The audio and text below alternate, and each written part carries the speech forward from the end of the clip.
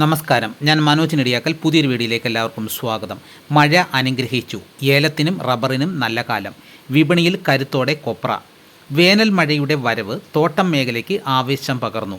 മഴ ഏലത്തോട്ടങ്ങൾക്ക് അനുഗ്രഹം ചൊരിഞ്ഞതോടെ താൽക്കാലികമായി വരൾച്ച ഭീഷണിയിൽ നിന്നും ഒരു വിഭാഗം കർഷകർ രക്ഷ നേടി. പകൽ താപനില കുറഞ്ഞാൽ ഉൽപ്പാദന കേന്ദ്രങ്ങളിൽ ഉണർവ് പ്രതീക്ഷിക്കാം. കാർഷിക മേഖലയിൽ ഇന്ന് നടന്ന ലേലത്തിൽ 64,083 കിലോ ഏലയ്ക്ക വിൽപ്പനയ്ക്കെത്തിയതിൽ 62,691 കിലോയും ലേലം കൊണ്ടു.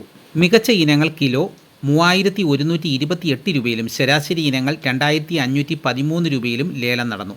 നാളികേര ഉൽപ്പന്നങ്ങളിൽ കൊപ്ര തുടർച്ചയായ മൂന്നാം ദിവസവും കരുത്ത് നിലനിർത്തി.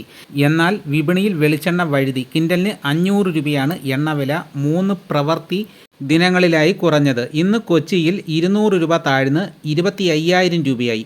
മഴ ശക്തമായാൽ നാളികേര വിളവെടുപ്പ് പ്രതിസന്ധിയിലാവും. അതിനു മുന്നേ ലഭ്യമായ കൊപ്രയിൽ ഒരു വിഭാഗം മില്ലുകാർ പിടിമുറുക്കാൻ തുടങ്ങിയത് നാളികേര കർഷകർക്ക് ആശ്വാസം പകരും. സംസ്ഥാനത്ത് വേനൽ മഴ ലഭ്യമായതോടെ പല ഭാഗങ്ങളിലും ചെറുകിട കർഷകർ റബ്ബർ ടാപ്പിങ്ങിന് ഉത്സാഹിച്ചു. ഷീറ്റ് വില ഇന്ന് 263 രൂപ വരെയും കയറിയതും അവരെ തോട്ടങ്ങളിലേക്ക് ആകർഷിച്ചു. ലാറ്റക്സ് കിലോ 155 രൂപയിൽ മാറ്റമില്ലാതെ വിപണനം നടന്നു. ഉൽപാദന രംഗം സജീവമായാൽ ചെറുകിട വിപണികളിൽ ലാറ്റക്സ് ലഭ്യത വരും ദിനങ്ങളിൽ ഉയർന്നു തുടങ്ങും.